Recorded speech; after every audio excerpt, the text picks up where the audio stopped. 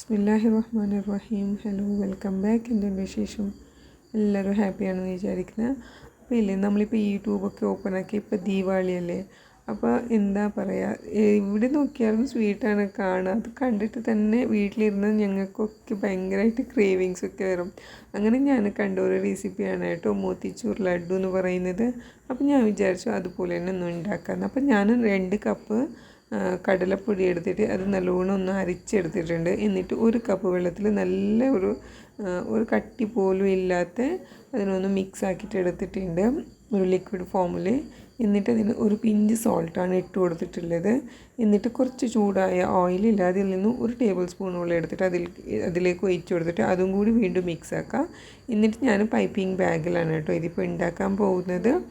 അപ്പോൾ നമുക്ക് ഇങ്ങനെ മുകളിൽ നിന്നിങ്ങനെ ഒഴിച്ച് കൊടുക്കുമ്പോൾ നല്ല ചെറുതായിട്ട് ആ മോത്തിച്ചൂറിൻ്റെ ആ ഒരു എന്താ പറയുക, ആ ഒരു ചെറിയ സ്മോൾ ലഡ്ഡൂസിൻ്റെ ഉള്ളിൽ കാണുന്നതില്ലേ, അതുപോലെ തന്നെ ആയിട്ട് കിട്ടുന്നുണ്ട് കേട്ടോ. അതിലൊരു ബുദ്ധിമുട്ടുണ്ടായില്ല. അപ്പം ഞാനിത് ഒരു പൈപ്പിംഗ് ബാഗ് എടുത്തിട്ടുണ്ട്. അതിലേക്ക് എൻ്റെ ഈ ബേസൻ ലിക്വിഡില്ലേ അത് ഒഴിച്ച് കൊടുത്തിട്ട് അതിനൊന്ന് അവസാനം ഒരു റബ്ബർ ബാൻഡ് ഇട്ടിട്ട് അതിനൊന്ന് കെട്ടിയിട്ട് കൊടുക്കുന്നുണ്ട്. എന്നിട്ട് അതിൻ്റെ നമുക്ക് ഈ ഓയിലോട്ട് ഒഴിക്കുന്ന ആ ഭാഗത്ത് നിന്ന് ചെറുതായിട്ടൊരു ഹോല് കട്ടാക്കിയെടുക്കുന്നു. എത്ര ചെറുതാക്കാൻ പറ്റുന്നുണ്ട് അത്രയും ചെറുതാക്കിയിട്ടൊന്ന് കട്ടാക്കിയെടുക്കാം.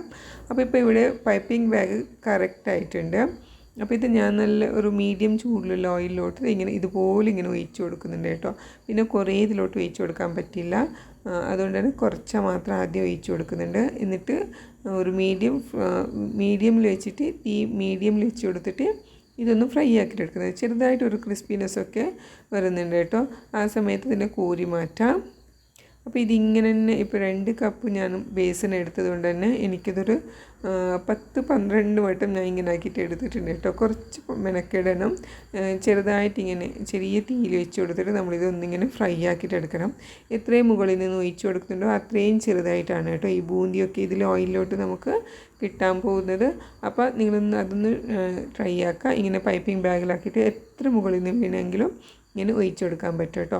എന്നിട്ടിത് പെട്ടെന്ന് തന്നെ ഇങ്ങനെ കോരി മാറ്റാം. പെട്ടെന്ന് തന്നെ ഇത് കുക്കായിട്ടും കിട്ടും, ക്രിസ്പി ആയിട്ടും കിട്ടും. പക്ഷേ തീ ഒന്ന് കൂട്ടി വെക്കാതിരിക്കാൻ ഒന്ന് ശ്രദ്ധിച്ചാൽ മതി.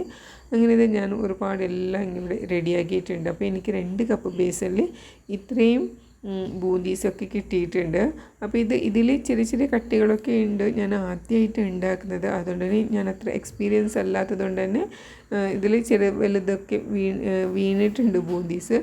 അപ്പം ഞാൻ വിചാരിച്ചു അവരതിനെ ഇല്ലേ മിക്സിയിലിട്ടിട്ട് കറക്കാൻ പോകും. അപ്പം ഞാനിപ്പോൾ ഇതിൽ മിക്സിയിലിട്ടിട്ട് കറക്കേണ്ട ആവശ്യമില്ല, നല്ല ക്രിസ്പി ആയിട്ടുണ്ട്. കൈ കൊണ്ട് തന്നെ ഇങ്ങനെ പൊടിച്ചിട്ട് നല്ലോണം ഒന്ന് മിക്സ് ആക്കുക. എല്ലാ വലുതായിട്ടുള്ള ബൂന്തീസിനൊക്കെ ഒന്ന് ചെറുതാക്കാമെന്ന് വിചാരിച്ചത്.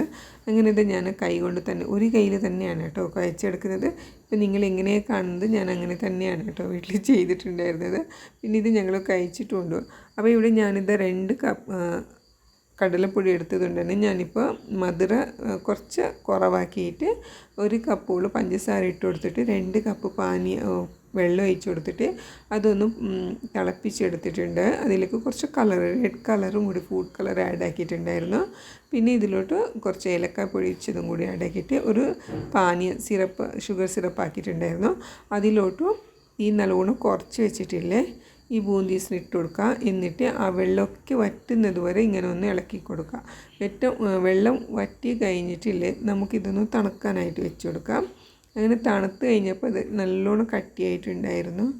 അപ്പോൾ അതെല്ലാം കൂടി ഒന്ന് ഉടച്ചിട്ട് കൈ കൊണ്ട് നല്ലോണം ഒന്ന് മിക്സ് ആക്കുക. എന്നാലും ചൂട് നല്ലോണം തണുത്തിട്ടുണ്ടായിരുന്നില്ല. അങ്ങനെ ഇവിടുത്തെ ഞാൻ ചെറുതായിട്ട് ഇതിൻ്റെ ഒരു മോത്തിച്ചൂർ ലഡ്ഡാക്കാൻ ട്രൈ ആക്കിയതാണ്. എന്നാൽ അത്രത്തോളം വരില്ല, ഞാൻ ആദ്യമായിട്ടാണ് ഉണ്ടാക്കിയത്.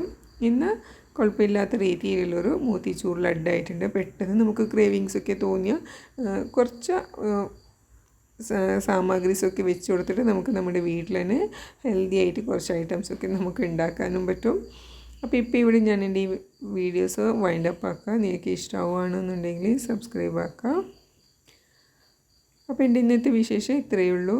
Thank you. Take care. By.